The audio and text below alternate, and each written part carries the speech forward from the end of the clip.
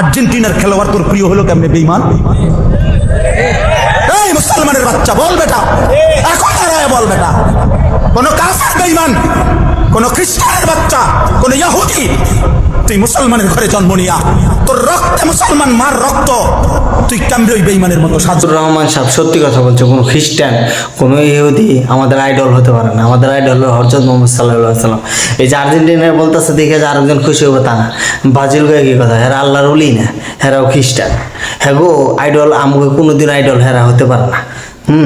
তো এটাই আমাদের ইমানকে শক্ত রাখতে হবে, তা না হলে ব্রাজিল আর্জেন্টিনার এঙ্গে হলো খ্রিস্টান ইহুদি অগো সাপোর্ট করে আমাদের কোনো লাভ নাই। একটা সময় আমিও করতাম, যখন থেকে বুঝতে পারছি তখন থেকে এটা বাদ দিছি ইনশাল্লাহ। তো এখন ওরা কোনো আইডল না। আজকে ইংল্যান্ডে দেখতেছে হাজার হাজার মানুষের ভিডিও করতেছে, এরা কোন দল করে, এঙ্গে হলো ভুয়া কথা। এঙ্গে যারা আইডল কাল হাসরের দিন তাদের সাথেই তার হাসন নাসর হবে। তো যাই কিছু এই করেন একটু বুঝে শুনে করেন।